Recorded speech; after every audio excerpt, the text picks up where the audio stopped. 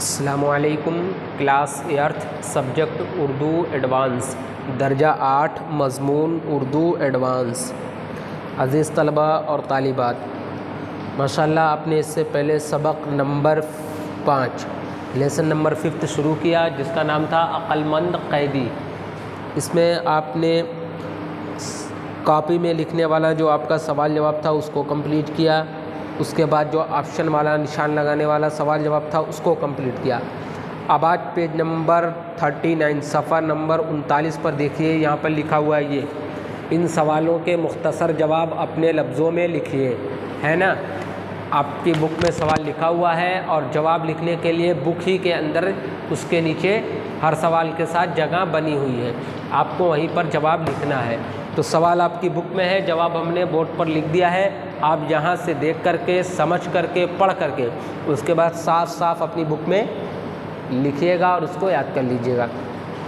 तो देखिए आपकी बुक में पहला सवाल लिखा हुआ है अलिफ, अक्लमंद दरबारी से नाराज़ होकर बादशाह ने उसके लिए क्या हुक्म दिया।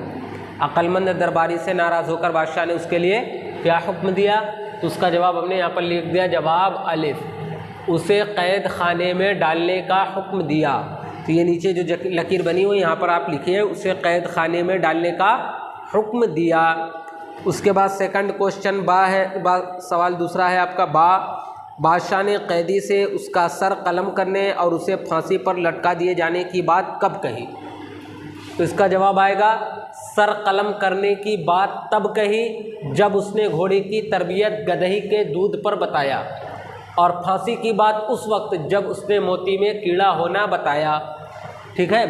थर्ड क्वेश्चन, तीसरा सवाल आपका है पहले दोनों सवालों के जवाब सही साबित होने पर बादशाह ने कैदी को क्या इनाम दिया।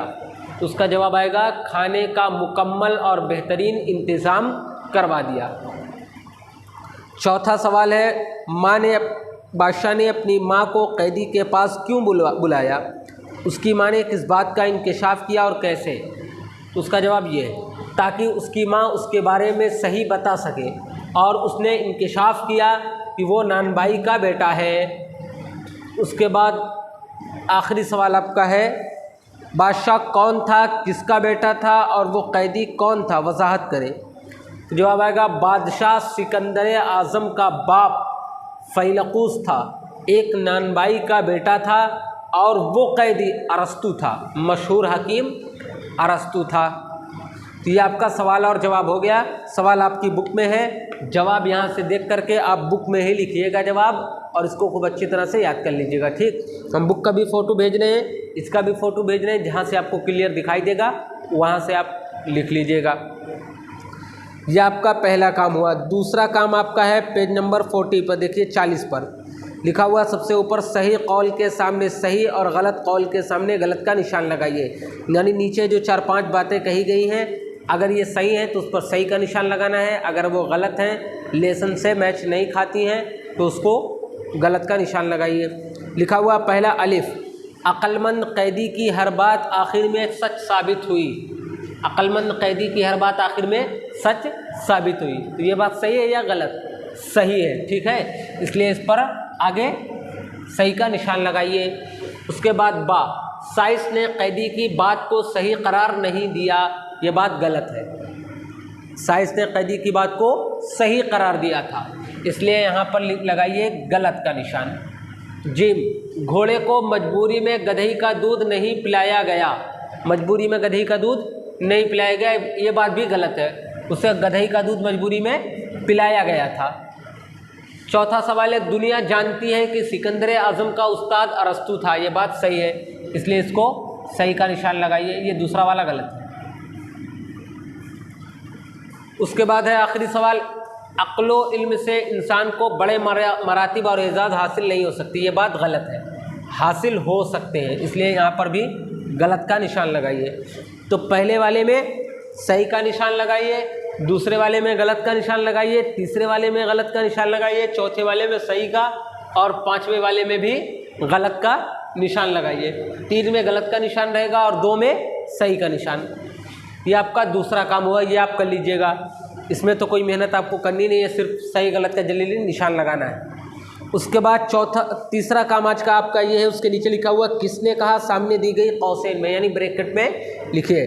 नीचे ये जो जुमले लिखे हुए हैं ये जुमले किसने कहा है, सामने उसको कंफर्म करके लिखना है। पहला सवाल है अलिफ, अक्लमंद आदमी ज़्यादा रोटियां नहीं खाता, ये बात किसने कहा है, कैदी ने कहा था। तो यहाँ पर लिखिए आप, कैदी ने कहा, कैदी ने कहा। उसके बाद बा, इस घोड़े में किसी तरह का कोई ऐब तो नहीं, ये बात किसने कही, बादशाह ने कहा है। लिखिए आप, बादशाह ने कहा।